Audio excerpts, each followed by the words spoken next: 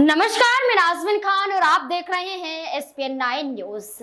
दलितों के मसीहा कहे जाने वाले आजाद समाज पार्टी के अध्यक्ष चंद्रशेखर आजाद उर्फ रावण, जो उत्तर प्रदेश में नगीना सीट से अपना दबदबा कायम रखना चाहते हैं, जिस नगीना सीट को जीतकर ये दिखाना चाहते हैं कि आज भी दलितों के लिए चंद्रशेखर आजाद उत्तर प्रदेश में मायावती के बाद उतनी ही अहमियत रखते हैं। नगीना सीट पर दमखम दिखाने के बाद अब चंद्रशेखर आजाद दूसरे राज्यों में भी दस्तक देते हुए नजर आ रहे हैं। ऐसे में बिहार की बात करें तो बिहार में भी चंद्रशेखर आजाद ने अपने पांव पसार लिए हैं।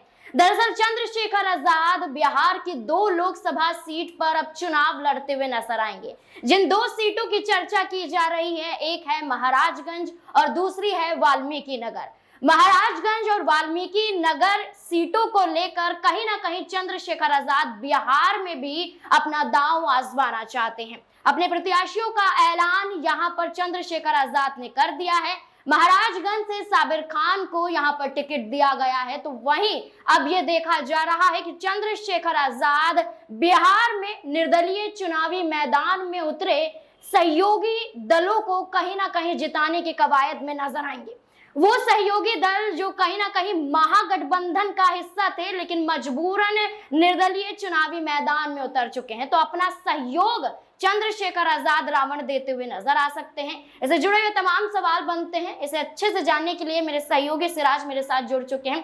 सिराज, जैसे कि देखा जाए कि अब उत्तर प्रदेश के बाद अब चंद्रशेखर आजाद बिहार में भी चुनाव लड़ते हुए नजर आ रहे हैं। कहा जा रहा है खुद तो चुनाव लड़ रहे हैं, लेकिन साथ ही साथ जो निर्दलीय चुनाव लड़ते हुए नजर आ रहे हैं, जैसे कि बात करें कि हिना शहाब जो आरजेडी की यहाँ पर नेता थी, लेकिन अब वो सीधे तौर पर निर्दलीय चुनावी मैदान में सिवान से उतर रही हैं, उनको भी अपना समर्थन देते हुए नजर आएंगे। तो क्या ऐसा मुमकिन है, और ऐसा होता है तो क्या जीत की कगार पर पहुंचते हुए नजर आएंगे? जी बिल्कुल, सूत्रों के हवाले से जो खबर सामने आ रही है कि चंद्रशेखर आजाद ने अपने कार्यकर्ताओं को आदेश दिया है कि कहीं न कहीं हिना शहाब के लिए भी वोट मांगे और उनके प्रचार प्रसार में सहयोग किया जाए। बताते चले कि सीवान से जो है पूर्व सांसद शहाबुद्दीन की पत्नी है हिना शहाब, और कहीं न कहीं जब शहाबुद्दीन की जो कह सकते हैं मौत हुई, उसके बाद से लगातार हिना शहाब से आरजेडी ने दूरी बना ली। हालांकि 3 बार उन्हें टिकट दिया और उनको हार का सामना करना पड़ा, लेकिन अभी भी सीवान में विपक्ष में जो है सबसे बड़ी नेता है वो हिना शहाब है, और निश्चित रूप से आरजेडी इस बार उनसे दूरी बना रही थी। लेकिन इसी बीच असदुद्दीन अवैसी ने भी उनको समर्थन देने की बात कही थी, और अब चंद्रशेखर आजाद ने उन्हें खुला समर्थन देने का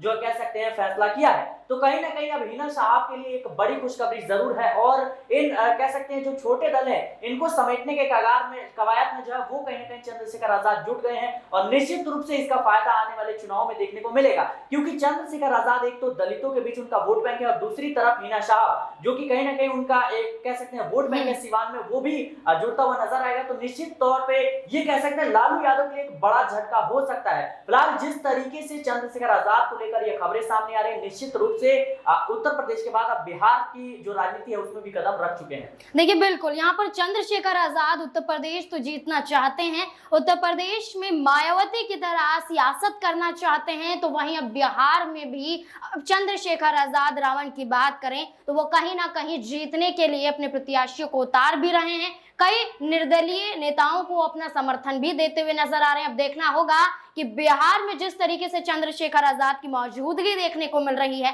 क्या इससे खतरा आरजेडी, कांग्रेस और एनडीए के सहयोगी दल या पूरे एनडीए को यहां पर खतरा सताता हुआ नजर आएगा? इस मुद्दे को लेकर आपकी क्या राय है, कमेंट सेक्शन में जरूर बताएं। देखते रहें एसपीएन 9 न्यूज। धन्यवाद।